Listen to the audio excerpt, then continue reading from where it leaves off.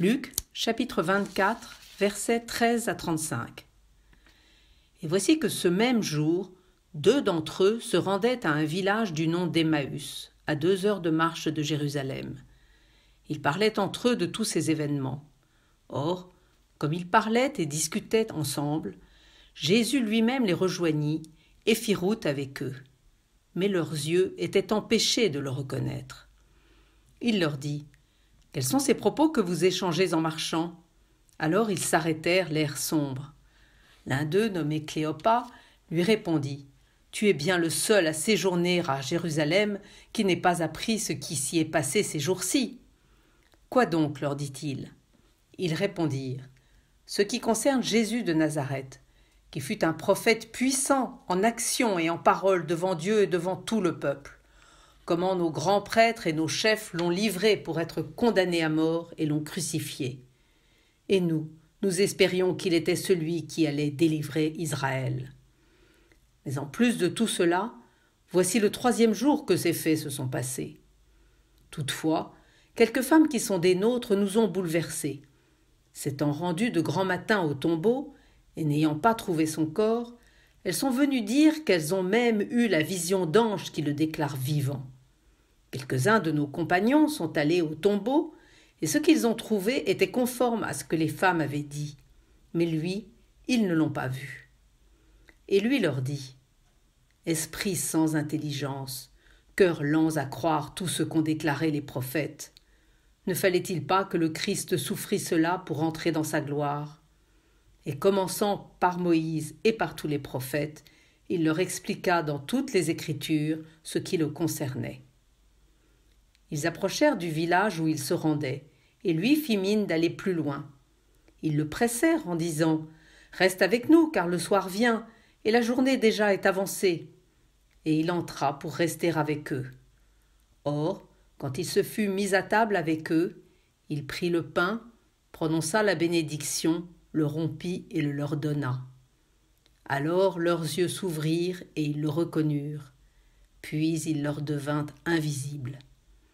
Et ils se dirent l'un à l'autre : « Notre cœur ne brûlait-il pas en nous, tandis qu'il nous parlait en chemin et nous ouvrait les Écritures ?» À l'instant même, ils partirent et retournèrent à Jérusalem. Ils trouvèrent réunis les 11 et leurs compagnons, qui leur dirent : « C'est bien vrai, le Seigneur est ressuscité et il est apparu à Simon. » Et eux racontèrent ce qui s'était passé sur la route et comment ils l'avaient reconnu à la fraction du pain.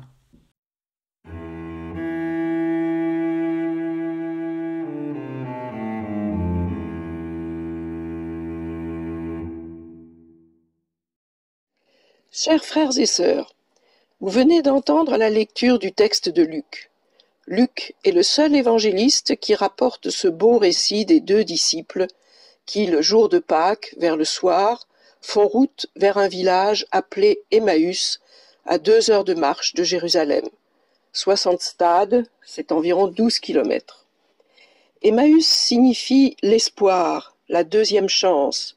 Ce n'est pas pour rien que l'association que vous connaissez s'appelle les Compagnons d'Emmaüs. Je vois dans ce texte 2 parties. Le temps du chemin et du partage de la parole, et ensuite le temps du partage du pain et le chemin vers une nouvelle vie. 2 amis marchent tristement sur une route déserte. L'un porte le nom de Cléopas, l'autre n'a pas de nom, et nous pouvons nous retrouver en lui. La place n'est-elle pas laissée libre pour chaque croyant ? Ces pèlerins sont donc des disciples du 2e cercle, pour ainsi dire. Découragés, désabusés, ils rentrent chez eux. Ils en étaient partis il y a quelque temps, enthousiasmés par un certain Jésus à la parole de feu et à l'action efficace. Avec lui, c'était la vie, l'espoir, la joie. Des aveugles se remettaient à voir, des handicapés du corps ou de l'esprit marchaient, des morts vivants comme les lépreux reprenaient vie. Bref, des gens se mettaient à vivre debout. Oui, mais voilà, cela dérangeait. Alors, ils l'ont tué. Tous les gens bien intentionnés, les hommes religieux ou les hommes de pouvoir, les scribes juifs et les romains, les fonctionnaires du temple et ceux du pouvoir. c'est fini. On avait tant espéré. C'était un monde nouveau à portée de la main, c'était le royaume de Dieu. Mais ils l'ont tué. Les disciples s'en retournaient tout dépités, tout malheureux, après ces journées si difficiles à Jérusalem. La route est brûlante, harassante et poussiéreuse, c'est plein de sable dans ce pays et il fait chaud. Et puis il y avait le souvenir pénible des 3 jours écoulés qui avaient vu mourir dans l'ignominie leur ami et maître. Les 2 disciples ont perdu leur espérance terrestre d'un Messie pour Israël. Ils s'en retournent maintenant à leurs champs et à leurs affaires. Ce drame des disciples d'Emmaüs apparaît comme un miroir de la situation de beaucoup de chrétiens de notre époque. Il semble parfois que l'espérance de la foi ait échoué. Cette foi entre en crise à cause d'expériences négatives qui nous font nous sentir abandonnés du Seigneur. Ne le ressentons-nous pas aussi à l'heure actuelle de la pandémie et du confinement? Mais ce chemin vers Emmaüs sur lequel nous marchons peut devenir une purification et une maturation de notre foi en Dieu. Emmaüs représente en réalité chaque lieu. Le chemin qui y conduit est le chemin de chaque chrétien, bien plus encore de chaque homme. Sur nos chemins, Jésus ressuscité se fait compagnon de voyage pour rallumer dans nos cœurs la chaleur de la foi et de l'espérance et rompre le pain de la vie éternelle. Et si le texte se situe à une certaine époque, il est aussi et surtout, comme toujours dans les évangiles, un récit pour aujourd'hui. De nombreux symboles évoqués dans ce texte restent d'actualité. La route, la désillusion, le lent réchauffement du cœur grâce à la parole de Jésus, le soir qui approche, le repas à la maison, la fraction du pain, l'ouverture de l'esprit et des yeux, le retour à la communauté.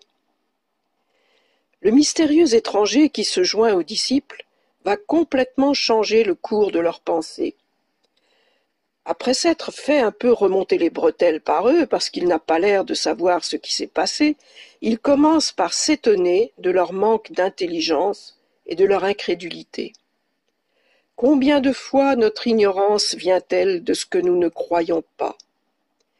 Puis, le Seigneur crée les conditions de la parole et ouvre les Écritures à ses 2 compagnons de route. Il leur fait découvrir les choses qui le concernent. Alors, que se passe-t-il dans cette rencontre? Le Christ se tait souvent en échappant discrètement à nos sens, mais leurs yeux étaient empêchés de le reconnaître.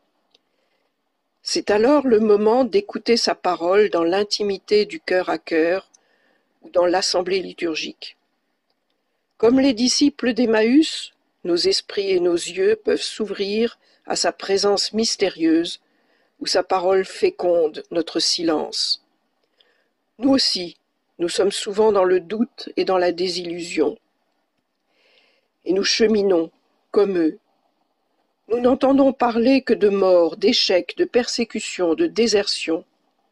Nous cherchons son corps, sa présence, celle qui nous semblait un temps si familière, mais que nous ne retrouvons pas. Pourtant, il est là qui marche avec nous, volontairement discret comme dissimulé, car nous ne sommes pas prêts à le reconnaître encore. Il faut faire notre pèlerinage terrestre, il faut aller à sa suite.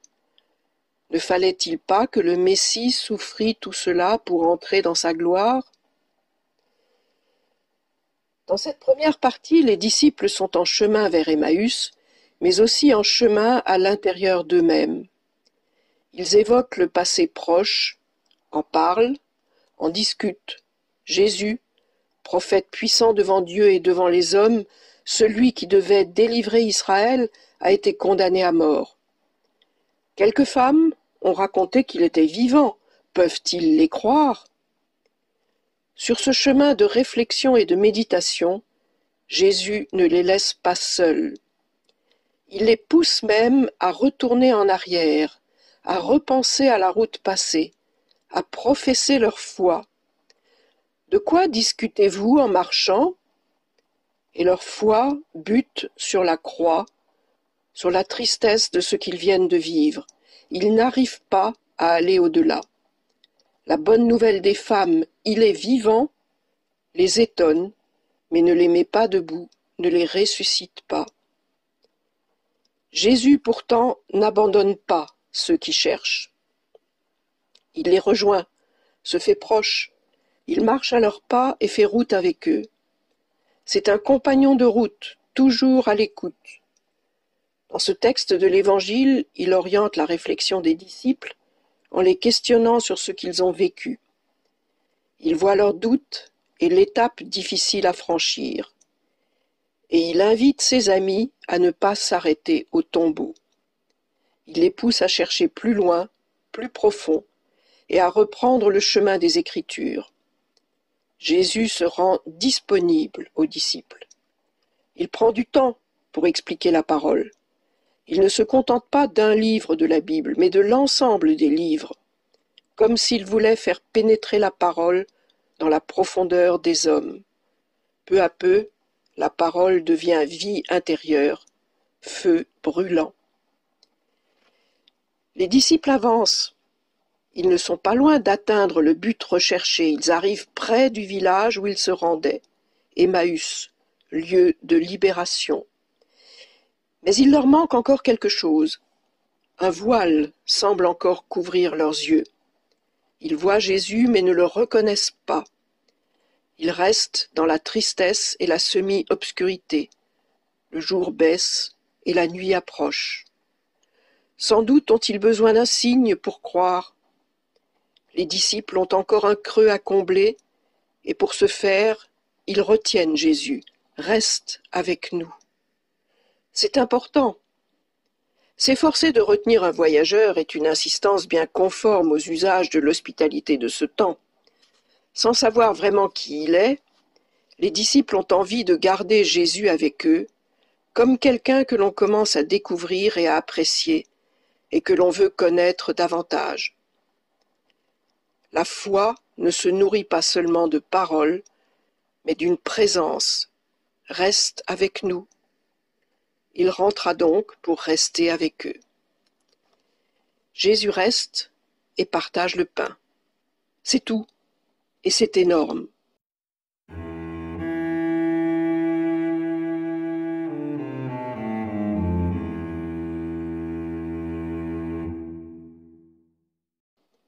Et c'est là que commence la deuxième partie de notre texte.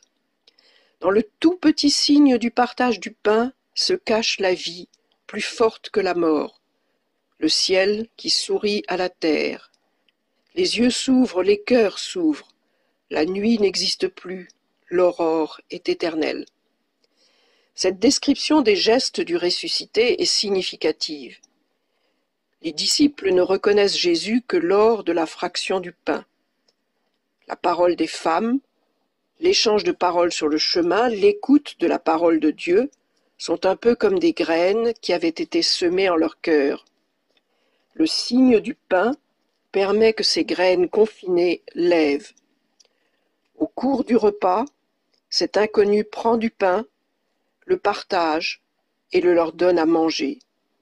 Stupeur, c'est ce qu'a fait Jésus avec ses disciples la veille de sa mort, quand il leur a dit « Prenez, mangez, ceci est mon corps livré pour vous.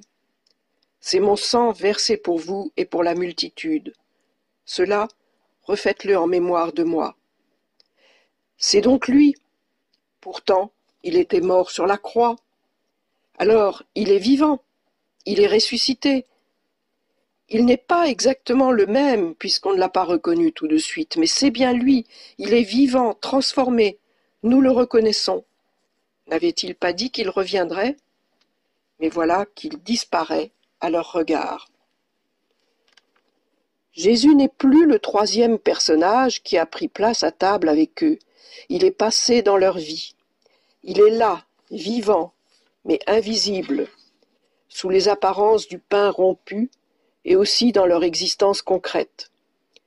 Les disciples parlent de la présence intérieure. Notre cœur n'était-il pas brûlant en nous tandis qu'il nous parlait sur la route et nous ouvrait les Écritures? La parole a allumé le cœur des disciples. Le pain ouvre leurs yeux. Jésus rompt aussi le pain avec nous, se donne à nous et ouvre nos yeux. Et du fin fond du trou noir du désespoir, voilà les disciples saisis d'un nouvel enthousiasme. Rien n'est fichu, ce que nous avions espéré n'est pas aux oubliettes de l'histoire. Alors demi-tour, ils repartent vers Jérusalem, d'où ils viennent. Et en même temps que leurs pas, ils retournent leur cœur. Braqués sur le passé et leur triste nostalgie, ils regardent maintenant l'avenir, car cette bonne nouvelle, il faut l'annoncer, il faut clamer qu'il est vivant. Ils quittent un refuge humain, l'auberge d'Emmaüs, pour retourner à Jérusalem, lieu du dernier repas, où ils retrouvent la communauté des apôtres. Et remplis de la présence du Christ, ils vont exposer ce qu'ils ont vécu et devenir des témoins du Christ ressuscité. Cela fait penser à l'effet de l'Esprit Saint qui viendra à la Pentecôte sous forme de langue de feu. Sans doute ont-ils médité longuement sur ce qui s'est passé sur la route, en même temps qu'ils le racontaient. Jésus est là, vivant, il nous rejoint sur nos routes. Il n'est pas un corps inanimé dans un tombeau, ni un objet de vénération dans un reliquaire, il est un compagnon de voyage sur nos chemins. Certes, nos yeux ont peine à le reconnaître, mais notre cœur peut le rencontrer quand nous lisons les Écritures, cette Bible qui nous parle de lui et dans laquelle il nous parle. À nous de lire pour qu'il nous fasse comprendre. Et puis il nous a dit « Faites ceci en mémoire de moi », pour que nous le rencontrions quand nous évoquons son corps livré, son sang versé. Car c'est pour nous qu'il les a donnés, et c'est pour nous qu'il veut qu'on refasse ce geste fort, car il n'a pas fini de se donner, il n'a pas fini de nous rencontrer sur nos routes. Depuis ces deux voyageurs d'Emmaüs, des millions de chrétiens dans le monde s'expliquent les Écritures et se partagent le pain qu'il leur donne en disant encore « Ceci est mon corps pour vous, faites cela en mémoire de moi ». Les chrétiens parlent de sacrement, un signe qui rend présente une réalité non immédiatement visible aux yeux de chair. Il se rappelle que les disciples et les autres n'ont pas reconnu Jésus d'emblée, comme Marie, qui l'a d'abord pris pour le jardinier. La résurrection n'est en effet pas seulement le prolongement de la vie comme avant, c'est une transformation radicale, un passage de l'autre côté du miroir, une vie qui n'est plus tributaire des limites humaines. Merveilleuse histoire que celle de ces deux voyageurs, qui ont inauguré une histoire qui n'a pas fini de se renouveler et d'être racontée, réfléchie, méditée. Une histoire de rencontre qui se renouvelle pour tant d'hommes et de femmes qui ne savaient pas que quelqu'un marchait avec eux sur les routes de la vie. Pourquoi ces deux hommes ont-ils mis si longtemps à reconnaître Jésus sur le chemin d'Emmaüs? Peut-être ne l'ont-ils pas vu d'assez près pendant sa vie terrestre? Aujourd'hui encore, sans doute, si je ne fréquente pas Jésus d'assez près, si je ne le rencontre pas dans un cœur à cœur, il m'est difficile de reconnaître tous les visages qu'il peut prendre dans ma vie. Mais ces deux disciples l'ont connu, ils l'ont écouté, ils ont espéré. Leurs yeux sont aveuglés, nous dit l'Évangile. Aveuglés? Ce sont peut-être les larmes qui leur embrument les yeux. En tout cas, c'est leur foi qui est dans le brouillard, c'est leur cœur qui est dans le noir. Comme nos yeux, comme nos cœurs, nous ne reconnaissons pas toujours le Christ, car nous ne sommes pas prêts à le découvrir vivant. Mais tu vas prendre le temps, Seigneur, de les accompagner, eux qui s'éloignent de Jérusalem, qui s'éloignent de la foi, qui n'ont plus d'espoir, qui reviennent à la case départ. Tu vas leur faire relire les Écritures, et tu vas en même temps nous faire découvrir que du début à la fin, le chemin de la vie passe par la mort, le chemin de la liberté passe par le désert, le chemin de l'amour passe par le don de soi. Ces deux pèlerins croyaient s'éloigner après avoir tout perdu, et c'est Dieu qui s'approche d'eux, se préparant à leur rendre toute joie par sa parole. Un vif éclat de lumière d'un seul coup. Alors, portés par ce feu, la route de nuit est vite avalée. Ils la connaissent désormais. C'est celle des pas de Dieu dans le cœur de l'homme. À chaque battement, il frappe à la porte. Il s'ouvre à nous, avec les mots que tant de générations ont entendus, parole de Dieu dans les mots des hommes. Ce chemin, c'est la parole de Jésus qui se fait ton compagnon. L'entends-tu? Amen.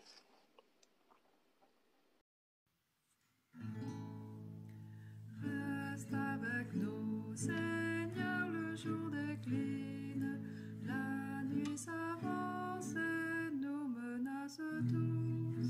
Nous implorons ta présence divine.